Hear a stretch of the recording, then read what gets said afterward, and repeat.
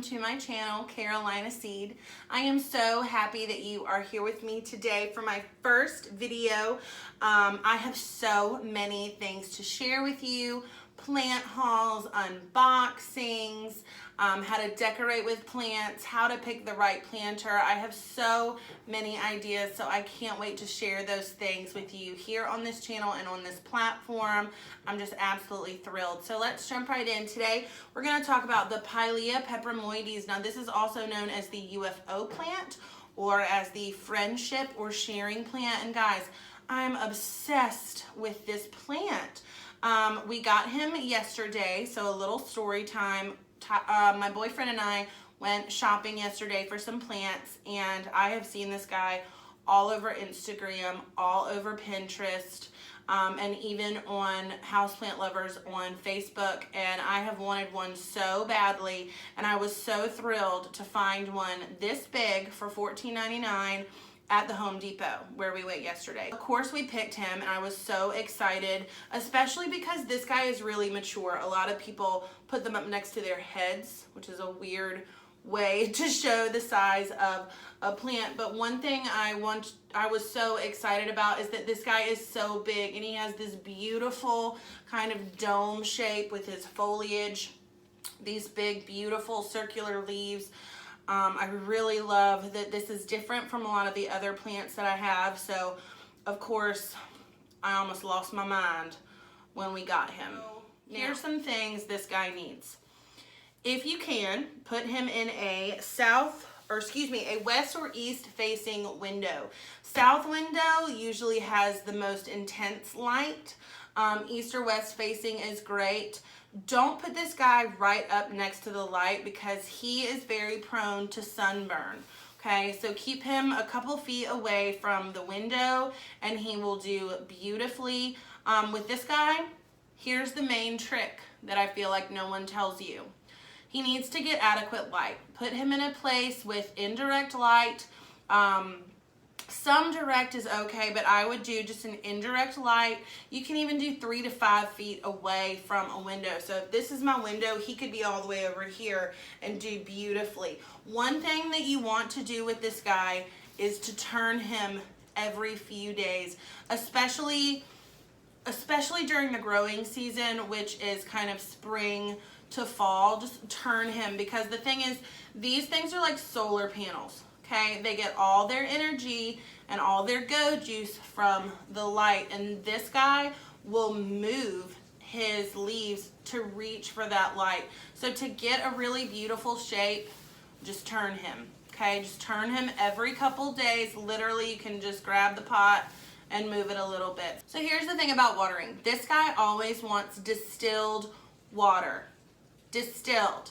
Now, I know, buying water for your plants when you have a sink with a tap doesn't make a ton of sense, but that's really just what this guy likes.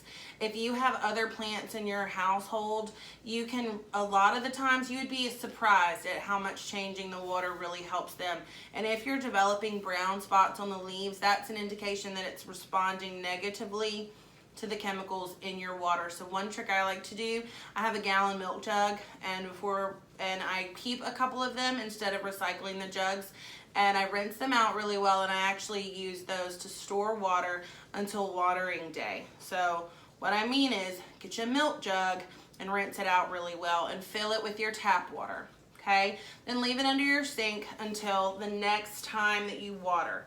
Okay, and then every time you water, make sure that you fill it back up and put it back under your sink. So what that does is it allows all those chemicals that the plant doesn't like, it gives those chemicals the chance to dissolve, which is really important. And 2, it keeps your water room temperature. So some of these plants, and especially ones that I have, are tropical and they are not a fan of being doused with cold water. I mean, who does like being doused with cold water? No one, unless you're a polar bear. But so yeah, I love the fact that it keeps the water room temperature. And then I also feel a lot more comfortable when it comes to watering my plants because I know all those chemicals have gone away. If you can though, just do the distilled. I have a big jug of distilled water. It's maybe 12 inches, and I tell you, that lasts me about 2 weeks with the watering. Now, when you water this guy, I promise you, he's so easy, and people get so concerned, I think, because he looks so difficult. I think he looks rather exotic. But so when you water, just let it dry out, honestly. Just let it dry completely out and then water it again. Now, this is a beautiful ginger jar pot that we found yesterday. My grandmother collected ginger jars, and they just hold such a special place in my heart.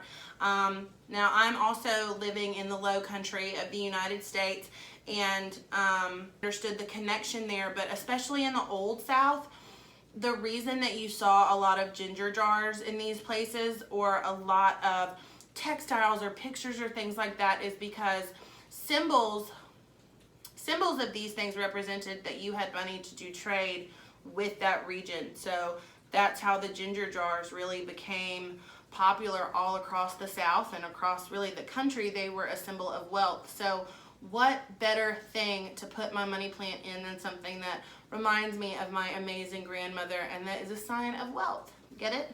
Money plant, wealth. Anyway, so guys, with water, let it dry completely out and then water it. Now, this is in a decorative pot. There are holes in the bottom of the pot to allow for drainage. Ooh, I don't know if you can hear that thunder.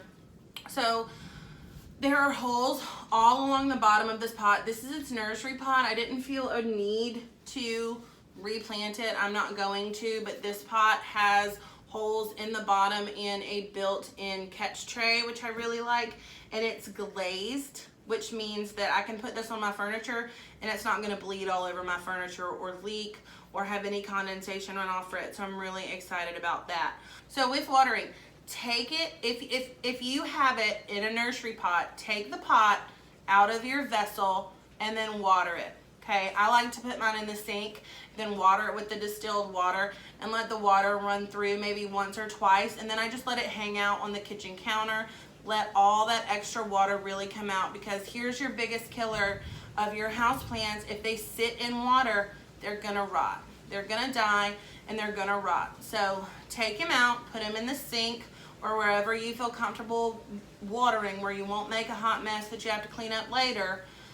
Let distilled water run through him, or filtered, or your tap water that has sit for a day. Let all that extra drain out into where he gets a little bit dry, and then put him back into your container. And when you put him back, just make sure that the leaves don't catch on the rim. Okay, and my guy's kind of gonna drop a little bit. There he goes. Okay, and he's good to go. All right, so literally, this plant is the best. I think you'll really, really love it. The most important things are to rotate it so that it creates a nice even dome shape. If you see him developing, you know, a little bit of a gangsta lean, make sure that you rotate him. Use distilled water and make sure the leaves are cleaved every 1-2 months.